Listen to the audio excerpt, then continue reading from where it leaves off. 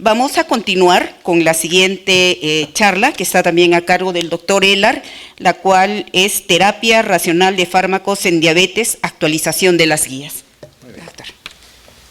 Otro problema de salud pública es diabetes. Y realmente, pues cuando vemos obesidad nos plasma un gran miedo de tener obesidad. Pero el otro punto es cuando la persona llega a tener diabetes. Hay un antes y un ahora. Y esto es algo interesante, miren. En el año 1800, el cocinar ocupaba casi la totalidad del día del ama de casa. Las frutas y las verduras crecían en la granja de las familias. Las familias procesaban solamente la carne y solamente con sal. Comer fuera era muy raro. Tenían dietas estacionales, solamente en primavera y verano se consumían frutas y verduras. Después solamente pues, las comidas se preservaban pues, de acuerdo a las comidas que eran con sal o alimentos secos. Las familias ocupaban la mayoría de su día preparando sus alimentos. ¿No? La cocina de las casas. Esto es vida real. Hoy en día, ¿qué hacemos? Tengo hambre. ¿Qué como? Algo muy rápido y que no cueste mucho dinero. Esto es siglo XXI. Entonces, estamos frente al peor enemigo que hemos conversado previamente. Pero hay otro enemigo que es la diabetes. La costa tiene 8.2%, la sierra tiene 4.5% y la selva 3.5%. Pero hay otro dato, prediabetes 22.4%. Es una condición de riesgo para hacer diabetes. El 50% va a hacer diabetes en los próximos 5 años. La problemática, los casos de diabetes se incrementan a nivel pues verdaderamente exponencial y eso está asociado a que nuevamente cuando uno quiere tratar diabetes, yo creo que no solamente el endocrinólogo está involucrado, sino que acá hay un médico que es el médico internista, el médico generalista está involucrado en el manejo de la diabetes, el cardiólogo, el cirujano bariátrica también está involucrado pero en forma indirecta y el equipo multidisciplinario. Acá tenemos a la obesidad y la diabetes, vean ustedes una tremenda ola y que va a aplastar a los 350 endocrinólogos que tenemos en el país. Por lo tanto, pues nosotros somos muy poquitos para tratar tremenda ola. Pero, ¿qué sucede? Consulta general. ¿Quién es el médico general? Es todo. Algo tan difícil en nuestro país y en todo lugar. Por lo tanto, empezamos a observar algunas situaciones. ¿Cuáles son las complicaciones más frecuentes y cuál es el perfil de nuestros pacientes con diabetes? Nos preguntamos. ¿Cómo llegan los pacientes a los hospitales? ¿Son derivados? ¿Cuánto demoran en ser derivados de los centros de nivel primario cuando se complican? ¿Qué medicamentos se le ofrecen a ustedes a sus pacientes con diabetes? ¿Cuáles son las causas de mortalidad en el paciente con diabetes? ¿Es igual en un hospital público que en una clínica privada? ¿Qué factores afectan en una atención oportuna y de calidad? ¿Existen programas de prevención a nivel primario en diabetes? ¿Qué tanto hemos avanzado en ello? ¿Existe aseguramiento universal real? ¿O solamente damos una medicación o 2 medicaciones y se van sus pacientes a sus casas y regresan con las glucosas altas a los 3 meses? ¿Cuántos especialistas tenemos preparados en los hospitales para el manejo de diabetes? ¿Cuenta con instrumentos para realizar su automonitoreo de glicemia? Entonces empezamos a observar que cuando uno hace diabetes, empezamos muchas veces acá en prediabetes y empezamos a ver cómo la célula beta empieza a fallar, empezamos cómo se nos sube la glucosa en el tiempo hasta que debutamos con la diabetes y acá tenemos el diagnóstico de diabetes, donde recién cuando después de 126 damos el diagnóstico sabiendo que prediabetes es un estado pues muchas veces 10 o 15 años antes de que hagamos diabetes y empezamos recién a usar medicación aquí en punto de diabetes. O nuestro riesgo de hipoglicemia se incrementa justamente cuando empezamos a usar fármacos. Nuestro riesgo cardiovascular inicia mucho antes, desde prediabetes. El incremento del peso es permanente. Mucho antes de ser diabéticos estamos con incremento de peso. Y las complicaciones de diabetes, como por ejemplo neuropatía o retinopatía, empiezan mucho antes del diagnóstico de diabetes. Por lo tanto, las células de masa de células beta van muriendo en el tiempo. Y esto hace difícil. Tratar la diabetes es impactar el objetivo en movimiento. O sea, pues la diabetes no es igual en todo momento del tratamiento. ¿Eso qué condiciona? Que usamos guías. ¿Para qué sirven las guías? Son directrices elaboradas sistemáticamente para asistir a los clínicos y sobre todo a los médicos de nivel primario, y médicos generales y médicos internistas, para que se organicen mejor la evidencia. Y esto les va a permitir tomar decisiones basadas en opinión de expertos, basada en un consenso y basada en evidencia clínica, que es lo más importante. Entonces, lo más importante y la más importante guía es la que está basada en evidencias, la cual, pues, miren, es estructurada, es lenta, es cara, pero es formal, explícita, método reproducible, evidencia explícita, metodología formal y rigurosa, pero el gran problema es que esto toma mucho tiempo y los muestreos pues se hacen muy difíciles. Muchas veces lo que tenemos son consensos, pues evidencia no muy de nivel adecuado, pero muchas veces asociada a lo que es pues la experiencia de muchos médicos, y lo cual se torna muchas veces solamente en opinión de expertos. Pero lo interesante es que no tenemos que tener inercia hoy en día, pero hay que tener prudencia en el manejo de fármacos en diabetes tipo 2, porque es cierto que tenemos crisis en hospitales públicos, y lo sabemos, pero el problema no es en hospitales, el problema es en nivel primario, porque el nivel primario es donde el paciente debe resolver sus problemas.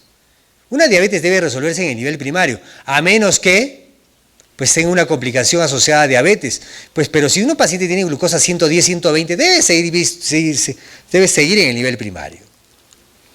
Por lo tanto, esto hace interesante que en el nivel primario a todos los pacientes pasa por una historia clínica, se les hace examen físico, debe tener hemoglobina glicosilada 1C, todo paciente de nivel primario, debe tener un perfil de lípidos, creatinina, microalminuria.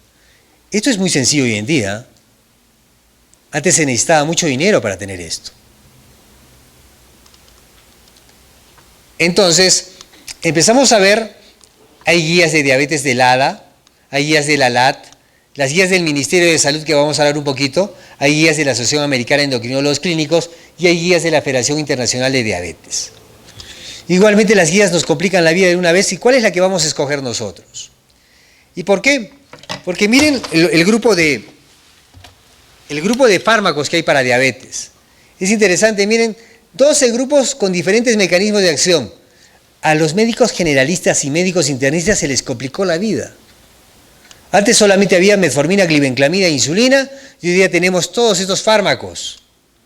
Tenemos desde glinidas, tenemos desde análogos de GLP-1, inhibidores de PP4, tenemos inhibidores de alfa-glucosidasa, tenemos glitazonas, tenemos los SGLT2, tenemos colesevelam, bromocriptina, una serie de fármacos que se usan para diabetes.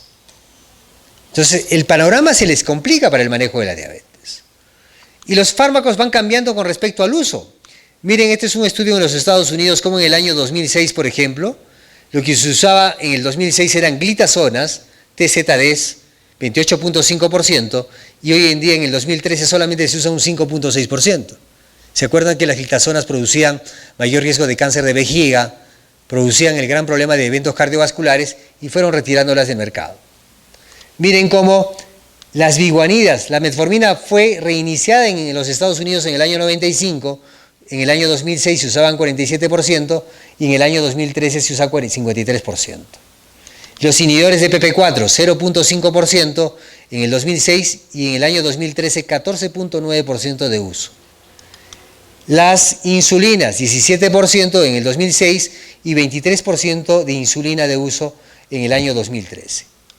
Las sulfonilurias, ampliamente utilizadas, 38% en el 2006, han bajado al 30%.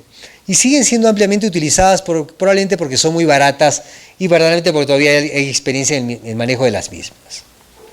Y las guías van cambiando, miren, año 2009 nos hablaban de estilo de vida y solamente nos hablaban de sulfonilurias, insulina basal y metformina.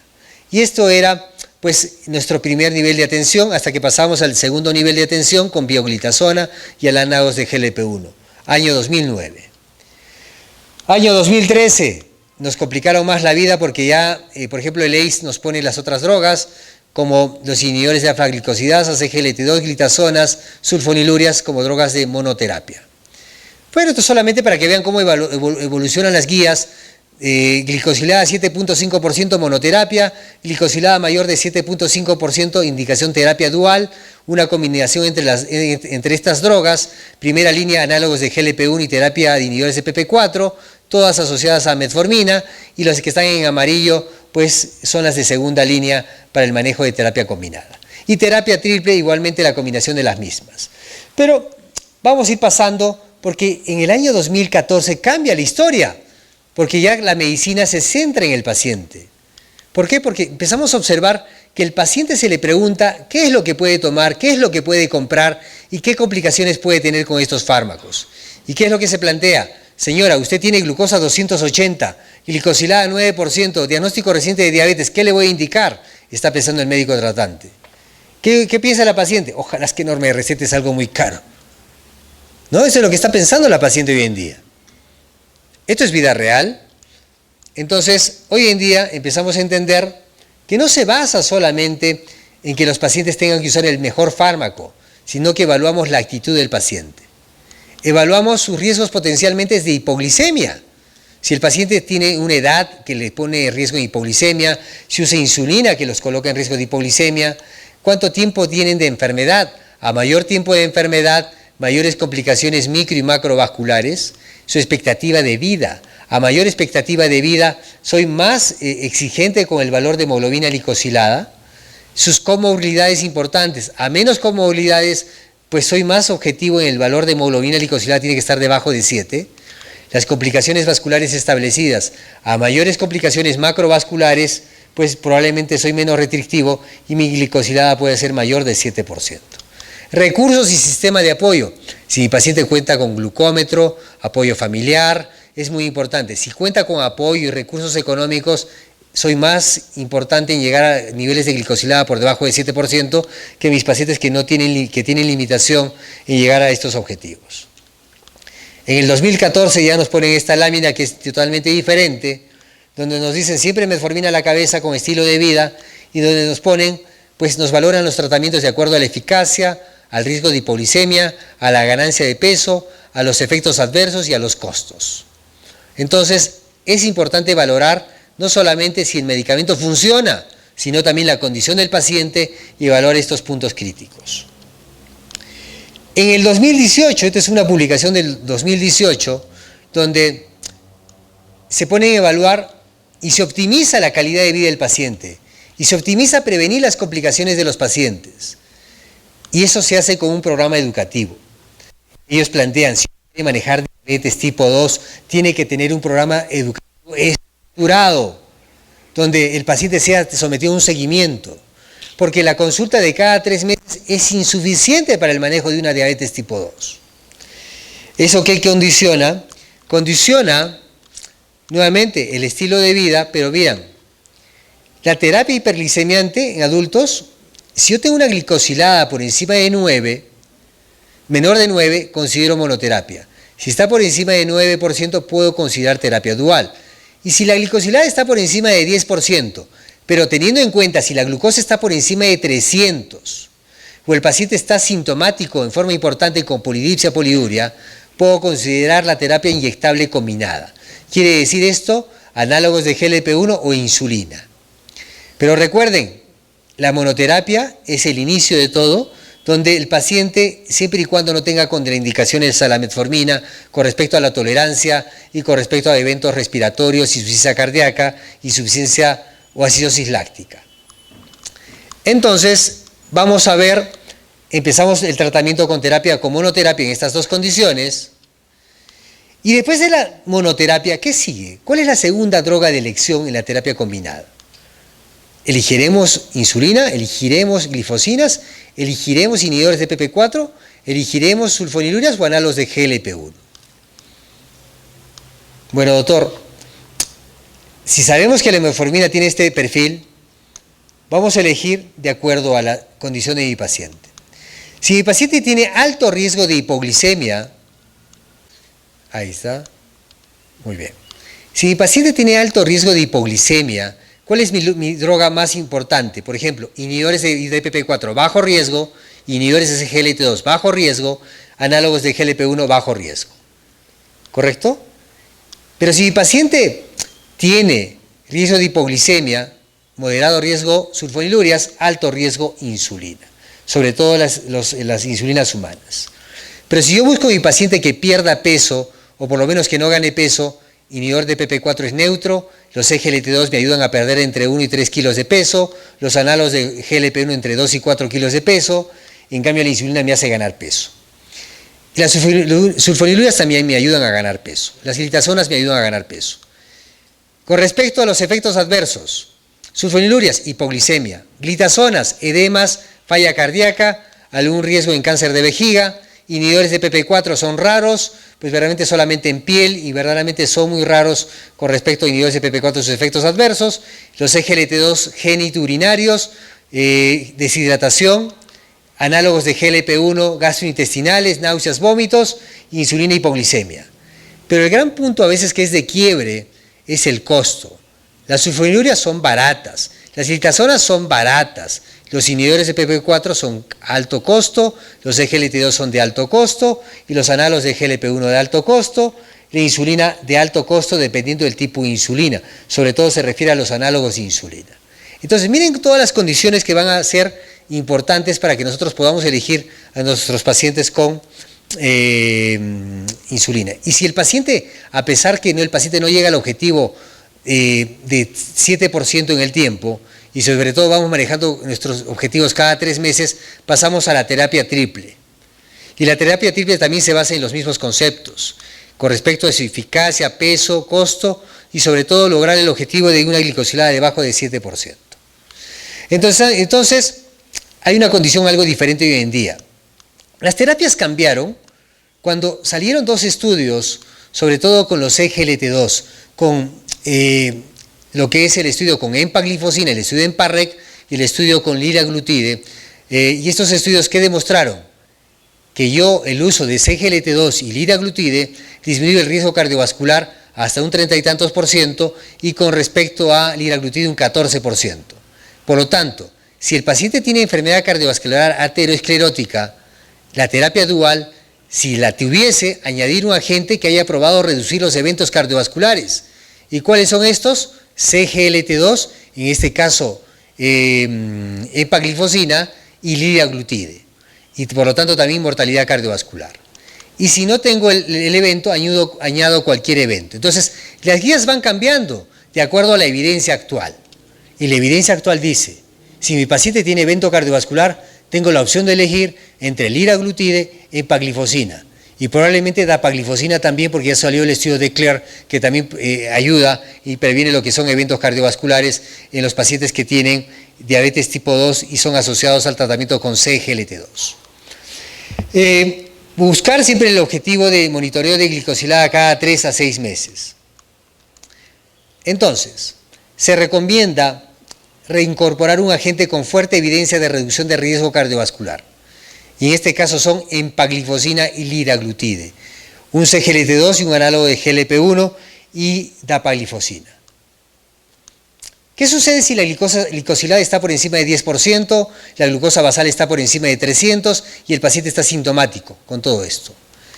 O el paciente está en control subóptimo en terapia hipoglicemiante oral. Está con 2 metforminas, está con 2 sulfonilurias, está con inhibidores de PP4.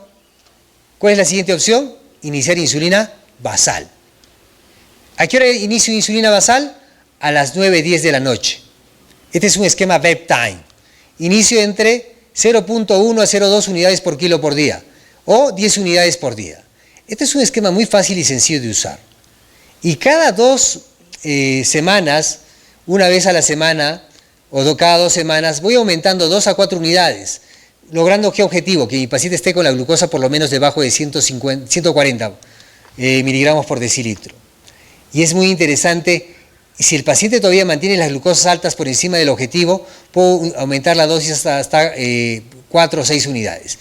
Si el paciente empieza a hacer hipoglicemias, yo mismo reduzco la dosis 4 unidades.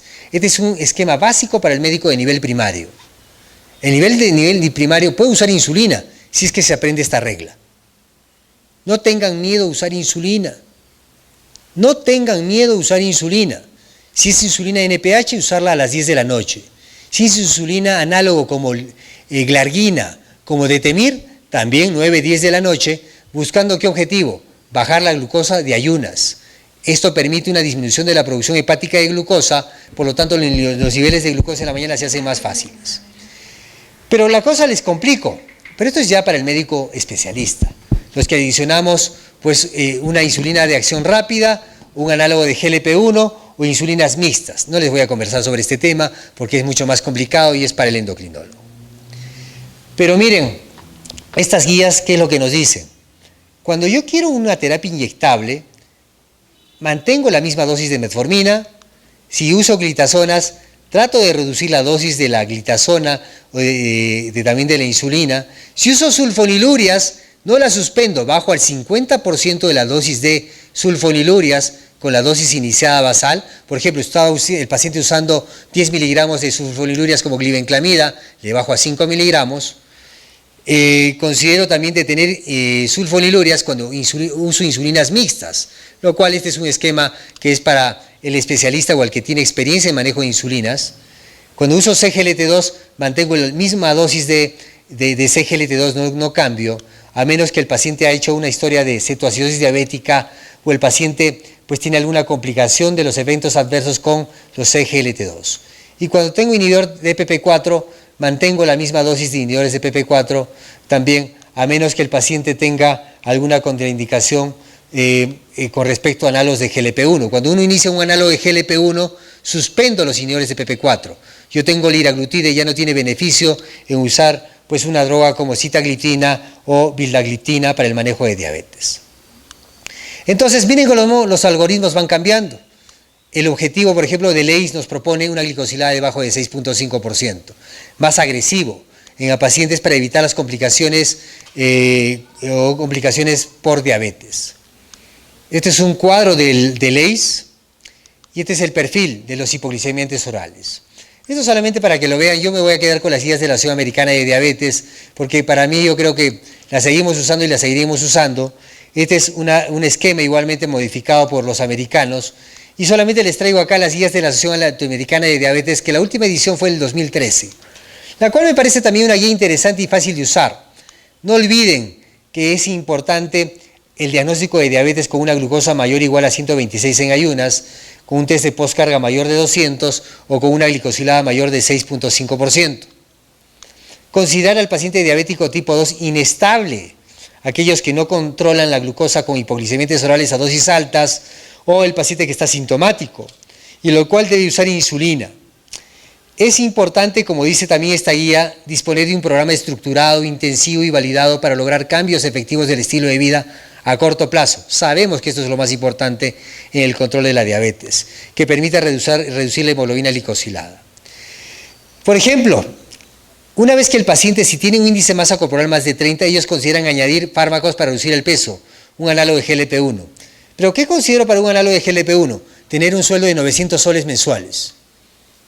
O sea, 900 soles mensuales cuesta solamente usar un análogo de GLP-1. Es una limitante. Si el paciente tiene IMC más de 35, ellos consideran ingresar a un programa de cirugía bariátrica. Metformina más inhibidores de PP4 es su elección, siempre y cuando lo tengamos a la mano. Pero un inhibidor de PP4 hoy en día está el costo entre 4 y 5 soles día también. Entonces, muchas veces esto implica también mayor costo, pero el riesgo de hipoglicemia es mucho menor. Ellos plantean en las guías SALAD metformina con inhibidor de PP4, siendo una opción, y también la opción de insulina basal. Y cuando quieren usar insulina glargina, NPH, detemir o un análogo de GLP-1, asesoría por especialista.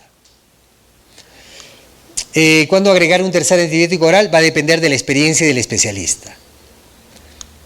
Esto también lo ponemos acá, glibenclamida más insulina, alto riesgo de hipoglicemia, lo pone la guía, pero por proponerles, bajar la dosis de la glibenclamida a 50%, porque muchas veces si retiramos el hipoglicemiante oral como la glibenclamida y no podemos controlar la hipoglicemia y tenemos que usar dosis altas de insulina, dosis muy altas de insulina. ¿Qué dicen las guías del Ministerio de Salud? Las guías del Ministerio de Salud dice que todos los pacientes que van a una posta, a un centro médico, debe hacérseles glicosilada y microalminuria. Por lo tanto, ustedes tienen que protestar. Si no las hacen, ustedes tienen la guía y por lo tanto tienen que implementarles en sus postas y centros médicos de nivel primario. Eso dice la guía. Pero también la guía nos plantea una condición, que el primer nivel de atención tiene que haber alguien que esté licenciado en nutrición. Pero ¿es necesario contar con una nutricionista para el manejo de alimentación? No. ¿Por qué? Porque si ustedes estructuran una dieta asociada a 1.200 calorías con carbohidrato 45%, esa dieta estructurada sirve para todos los pacientes.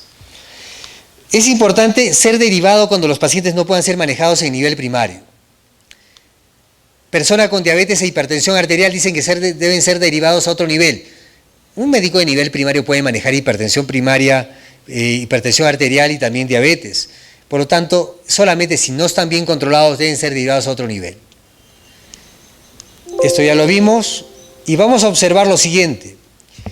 Criterios de referencia de un paciente. Diagnóstico de diabetes tipo 2 con inadecuado control metabólico por 6 meses a pesar de tratamiento no farmacológico y farmacológico. Debe ser remitido a un segundo nivel o tercer nivel para que lo vea el médico internista o endocrinólogo. Pero muchas veces nuestros pacientes miran monoterapia. Si ustedes se quedan con monoterapia en el primer nivel, ¿qué va a pasar con sus pacientes? La mayoría van a acabar en el nivel segundo o tercer nivel.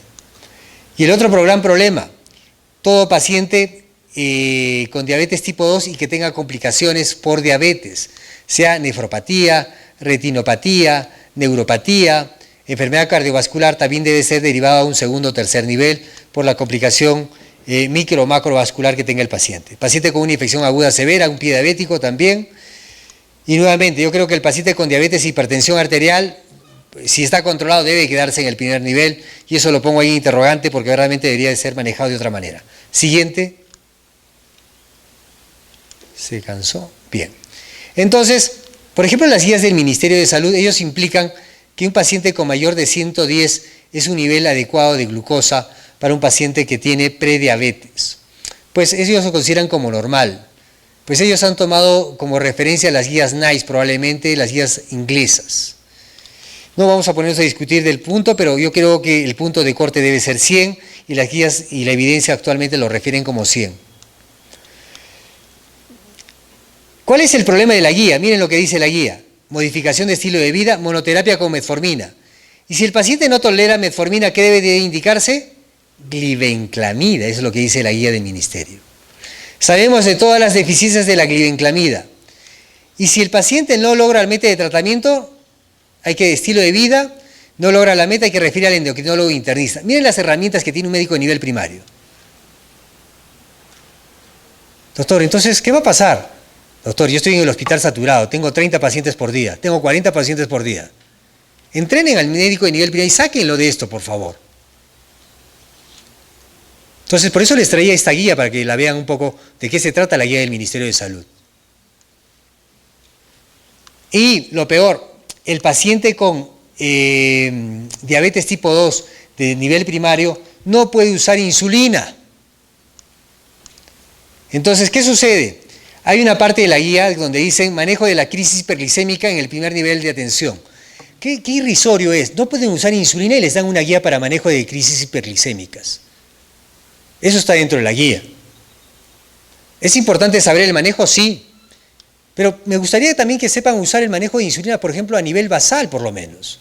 Y la guía no te da la pauta respectiva. Entonces, son las deficiencias de nuestras guías.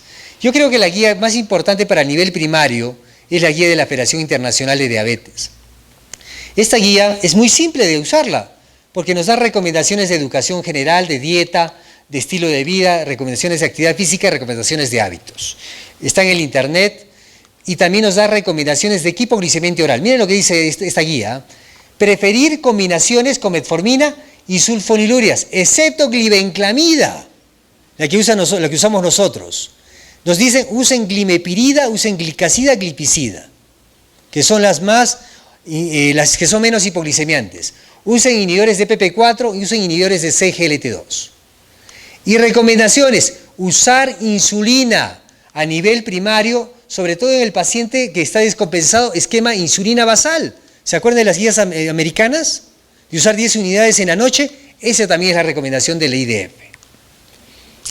Entonces, es muy importante referir al endocrinólogo o al diabetólogo las diabetes atípicas o aquellos que consideren que no están bien controlados o que tengan complicaciones crónicas de difícil tratamiento. Avalado por diversas guías europeas, americanas, sudamericanas, del oeste Pacífico, igualmente. Entonces, son guías que verdaderamente uno tiene que valorarlas. Tenemos una ley general de protección de las personas con diabetes, lo cual dice que tienen que tenemos que proveerles todo a nuestros pacientes con diabetes. ¿Saben que un diabético tipo 1 no tiene acceso a un glucómetro? ¿Saben que no tiene la posibilidad de usar insulina de la buena calidad un tipo 1? Está la ley, pero que se cumpla es todo un problema. Por eso hay que educar a los pacientes. El poder de la educación es lo más importante. Este manual de diabetes que está avalado por la Sociedad Peruana de Endocrino y la Asociación de Diabetes del Perú, lo pueden bajar en forma gratuita del Colegio Médico del Perú, ponen manual de diabetes y lo bajan. ¿Y qué implica? Que la parte alimentaria es lo más importante. Y eso es lo que se tiene que hacer a nivel primario. Entrenar al médico en diabetes y entrenar al paciente con diabetes.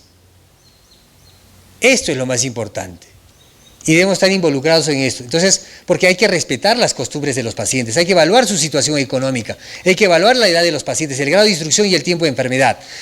Es cierto que las guías nos dan pautas, pero esto es probablemente cuando estamos involucrados en diabetes lo pensamos el día a día y el lugar de origen. Estos son manuales que están gratis acá en el Colegio Médico del Perú, que los pueden bajar sin mayor problema. Creo que esa es la última lámina. Por lo tanto, las guías de práctica clínica están en constante evolución con la nueva información que se van obteniendo, por la que debemos estar al tanto de los cambios en estas recomendaciones. Tendremos que individualizar la meta de hemoglobina glicosilada, así como la terapia para alcanzarla de acuerdo a las características del paciente. Sobre todo evaluar si es un paciente de muy alto riesgo cardiovascular, ya que contamos con antidiabéticos que han demostrado reducir los eventos cardiovasculares. Debemos desarrollar guías que se adapten a nuestra realidad, en términos de accesibilidad, que sean costo efectivas y que tengan un impacto significativo en la reducción de complicaciones crónicas que se refleje en una menor morbimortalidad. El gran médico es el que previene enfermedades, no el que cura enfermedades, señores. Entonces, los que están formándose en el nivel primario y los que son médicos recién en grado de formación, hagan medicina preventiva, que es una de las más importantes hoy en día. Muchas gracias.